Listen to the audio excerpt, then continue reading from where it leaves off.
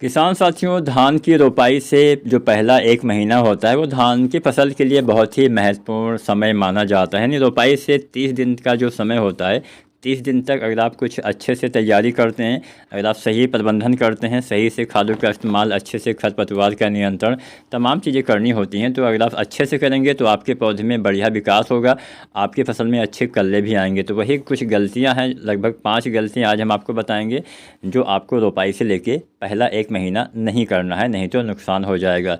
तो चलिए जानते हैं क्या गलतियां नहीं करनी चाहिए। किसान साथियों, समय से नाइट्रोजन की पूर्ति करना है, यानी समय से यूरिया खाद का इस्तेमाल धान की फसल में आपको करना पड़ेगा, तभी आपको ज़्यादा फ़ायदा देखने को मिलेगा। अगर आप समय से यूरिया नहीं डालेंगे तो भी इसका लाभ कम मिलेगा, आपके पौधे को इसकी उपलब्धता कम हो जाएगी। तो चलिए जानते हैं यूरिया डालते समय क्या सावधानी बरतें। 2-3 सावधानियाँ होती हैं जो बरतनी होती हैं।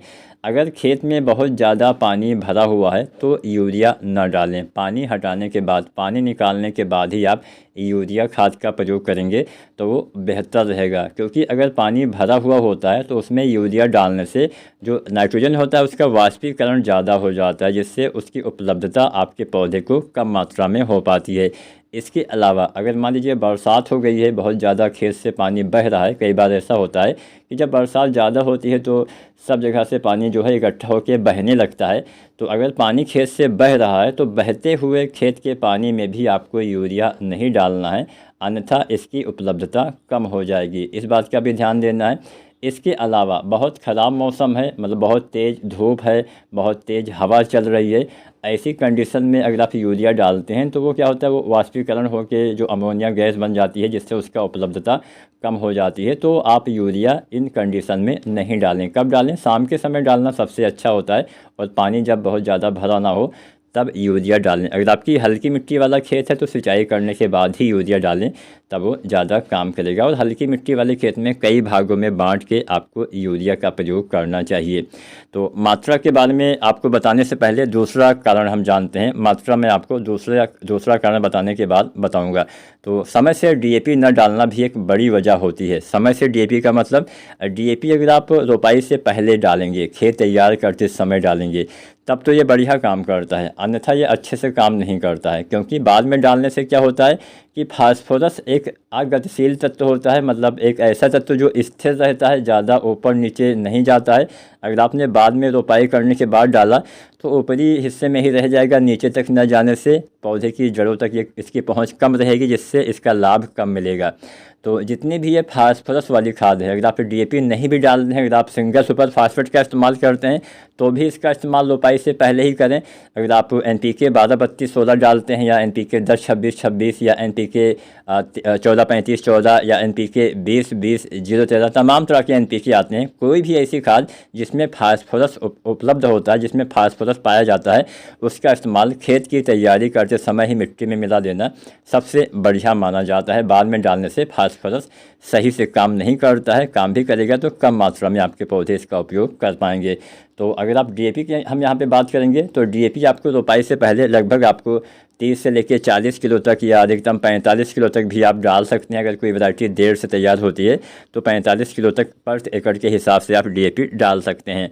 तो कब डालना है? रोपाई से पहले। अब यूरिया की मात्रा जान लेते हैं। हमने डीएपी के बाद यूरिया की मात्रा इसलिए बताई क्योंकि अगर आप कोई दूसरी खाद डालते हैं तो उसकी मात्रा उस हिसाब से कम ज़्यादा हो जाती है, क्योंकि डीएपी में भी नाइट्रोजन पाया जाता है।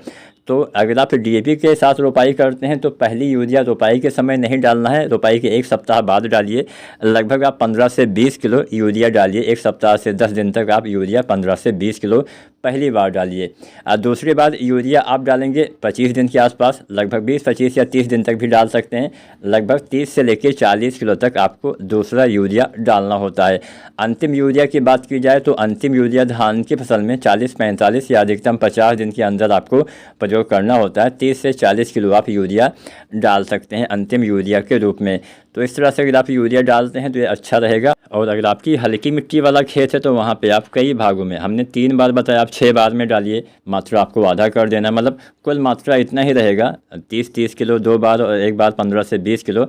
लेकिन यहाँ पे आपको इसकी जो मात्रा है वो 2 भागों में बांट के डालना है। मान लीजिए मैंने बताया कि 20 से 30 दिन पे आप डालिए, तो ये समय आप 15 से 25 कर सकते हैं, 2 बार में आप डाल सकते हैं।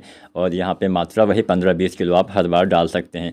तो इस तरह से भी आप मतलब कुल मात्रा में कुल यूरिया, अगर आप DAP खाद का इस्तेमाल करते हैं तो कुल यूरिया कितना डालना है। वैसे तो संपूर्ण यूरिया हमें लगभग 90 से 120 किलो तक देना होता है, लेकिन अगर आप DAP खाद का इस्तेमाल करते हैं तो 15-20 किलो यूरिया कम देना है। तो यानी आपको 90 से 120 किलो में 15-20 किलो यूरिया वैरायटी के हिसाब से कम कर देना है और उसकी आपको हिस्से में बांट लेना है। 6 हिस्से में डाल सकते हैं, 4 हिस्से में डाल सकते हैं, 5 बार डाल सकते हैं, इतनी मात्रा में आपको प्रयोग करना है। तो यूरिया हो गया, DAP आपको सही समय पे डालना है। इसके अलावा पोटाश डालते समय भी हम गलती करते हैं। पोटाश का सही समय पे इस्तेमाल करिए। MOP पोटाश 60% वाला लगभग आपको 25 से 35 किलो के आसपास डालना होता है, और बहुत देर वाली वैरायटी है तो आप 40 किलो तक भी पोटाश डाल सकते हैं। आधी मात्रा आप इसकी रोपाई के समय जब आप DAP डालते हैं तब डालिए, और आधी मात्रा आप 40-45 दिन पे जब आप अंतिम यूरिया डालते हैं तब डालिए। जैसे 15 किलो, मतलब अगर आप 30 किलो डालने वाले हैं कुल पोटाश, तो 15 किलो रोपाई के समय DAP के साथ, 15 किलो आखिरी यूरिया के साथ 40-45 या 50 दिन तक आप पोटाश का इस्तेमाल करेंगे। जो MOP पोटाश 60% वाला आता है तो अच्छे से काम करेगा। यहाँ पे जो हम खाद की मात्रा आपको बता रहे हैं वो पर एकड़ के हिसाब से है। इसके अलावा खरपतवार का नियंत्रण भी आपको समय से करना पड़ेगा। खरपतवार अगर जमने से पहले नियंत्रण के बारे में जानें तो ब्यूटाक्लोर या पेट्लाक्लोर का इस्तेमाल कर सकते हैं। ब्यूटाक्लोर डालते हैं जो 50% EC में आती है, इसकी 1 से 1.5 लीटर मात्रा डालनी होती है। या फिर पेट्लाक्लोर जो आती है 50% EC वाली, इसके लगभग आधा लीटर मात्रा यानी 500 ml या अधिकतम 600 ml मात्रा पर एकड़ के हिसाब से रोपाई के 3 दिन के अंदर खेत में जब पानी भरा हो तब इस्तेमाल करेंगे तो ये अच्छे से काम करता है।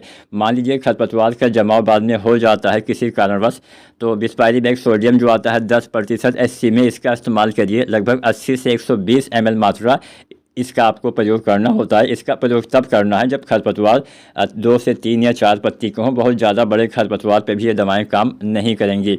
इसके अलावा किसान साथियों, ग्रोथ प्रमोटर अगर आप डालने वाले हैं तो वो सही समय पे डालें। सागरिका वगैरह 10-15 दिन के अंदर ही डाल दें, लगभग 10 किलो के आसपास जो सागरिका जेट प्लस आती है या सागरिका गोल्ड, तभी वो काम करेगा। अगर आप बहुत देर से डालते हैं, अगर आपने धान की सीधी बिजाई की है तो आप 1 महीना तक भी डाल सकते हैं, 1 महीना 30, 35, 40 दिन तक। लेकिन अगर आपने धान की रोपाई की है तो अधिकतम 15 दिन के अंदर ही आपको जो है सागरिका दानेदार 10 किलो के आसपास पर एकड़ के हिसाब से प्रयोग करना होता है। और इस समय डालने से ज़्यादा फ़ायदा भी मिलता है, क्योंकि क्या होता है कि दानेदार खादें थोड़ा लंबे समय के बाद ही काम करती हैं, देर से काम करती हैं। और अगर आप मान लीजिए कल निकलते समय सागरिका डालेंगे तो ऐसा तो है नहीं कि हाँ आज आपने डाला कल वो काम कर गया। हालांकि आप लिक्विड वाला डाल सकते हैं। अगर आप सागरिका लिक्विड डालते हैं तो आप 250 ml से 500 ml तक 2 बार डालिए। पहली बार कल्ले निकलते समय लगभग 25 दिन के आसपास, 30 दिन तक, और दूसरी बार बाली आने से पहले डालेंगे तो बालियों का विकास अच्छे से होगा। अब सागरिका हमने बताया, आप ज़रूरी नहीं कि आप सागरिका का ही इस्तेमाल करें, आप किसी दूसरी कंपनी का कोई भी ग्रोथ प्रमोटर आप यूज़ कर सकते हैं, आप बायोविटा यूज़ कर सकते हैं या कोई भी दूसरा इस्तेमाल कर सकते हैं। आज की वीडियो जानकारी अगर आपको अच्छी लगी हो तो आप वीडियो को लाइक शेयर करें, चैनल को सब्सक्राइब करें।